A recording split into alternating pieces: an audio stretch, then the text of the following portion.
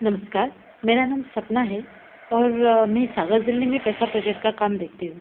अभी मैं आपके सामने सर्वेक्षण की अनुमति से संबंधित एक कहानी प्रस्तुत करने वाली हूँ।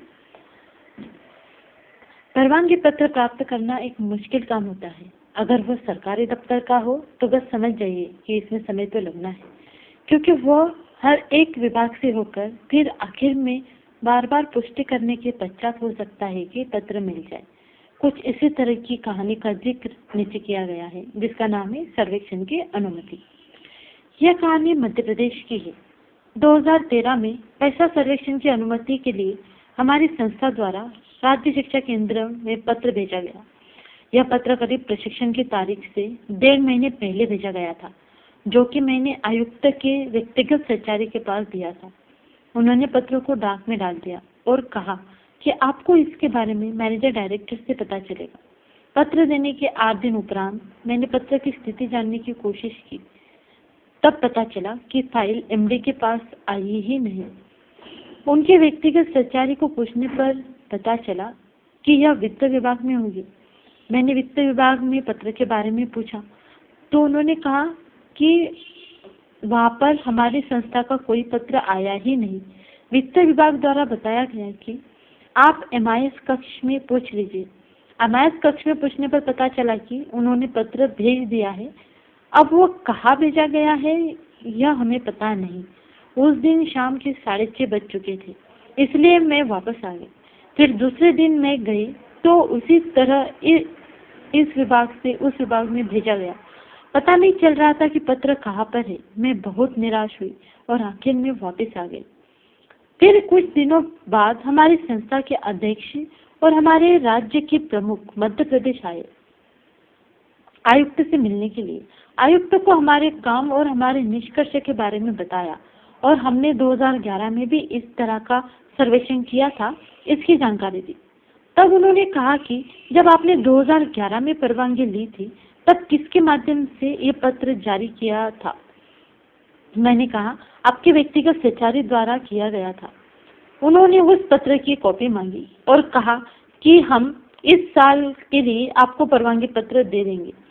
तो हमें लगा कि अभी काम हो जाएगा। फिर उसके कुछ दिनों बाद मैंने फिर से पत्र के बारे में जानने की कोशिश की तो पता चला कि पत्र अभी वित्त विभाग में है ही नहीं। फिर मैंने पत्र का नंबर लिया और उसे वित्त मैनेजर के पास ले गई और उनसे कहा कि इस पत्र के लिए मैं पिछले 1 महीने से यहाँ के चक्कर काट रही हूँ और कोई ध्यान नहीं दे रहा। मैडम ने कहा कि ये सर्वेक्षण का काम मॉनिटरिंग का है, यह पत्र वहाँ से होकर जाएगा।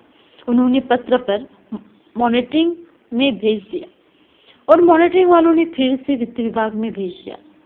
फिर आखिर में वित्त के मैनेजर ने उस पर अपने दस्तखत कर उनके कर्मचारी को एक पत्र बनाने को कहा। उन्होंने पत्र बनाया और वो फाइल आयुक्त मैडम के पास पहुंच गई। जब आयुक्त मैडम ने देखा तो उन्होंने कहा ये तो जिला परियोजना के नाम से बनाया है, इसे कलेक्टर के नाम से बनाइए। और जब मैंने वित्त के कर्मचारी से कहा कि उसमें बदलाव करना है तो उन्होंने मना कर दिया। फिर मेरी ऐसी भावुक स्थिति देखकर आयुक्त मैडम के व्यक्तिगत सचिवालय ने कहा कि दीजिए मैं पत्र को टाइप करता हूँ। फिर उन्होंने पत्र को टाइप किया। उतने समय में आयुक्त मैडम प्रिंसिपल सेक्रेटरी से मिलने चली गई। जाते समय उन्होंने कहा कि मैं आकर आपके पत्र पर हस्ताक्षर कर दूंगी। वह दिन शुक्रवार का था। शनिवार और रविवार राज्य शिक्षा केंद्र बंद रहता है और सोमवार को सागर में मास्टर ट्रेनर का प्रशिक्षण शुरू होना था, इसलिए उस दिन पत्र मिलना बहुत आवश्यक था और मैं आयुक्त मैडम का इंतजार कर रही थी। उन्हें आने में काफी समय हो गया। शाम के 7 बज चुके थे। मैं वही उनके कैबिन के पास इंतजार कर रही थी। वो 7:15 बजे आए। उन्होंने मुझे देखा और कहा आप अभी तक यही बैठे हो। उन्होंने उनके व्यक्तिगत सचिवालय को कहा कि इनकी फाइल लेकर आइए, तो वो फाइल लेकर मैडम के पास चले गए। तब उस पर वित्त मैडम के हस्ताक्षर नहीं थे, तो उन्होंने तुरंत वो फाइल वित्त मैडम के पास भेज दी।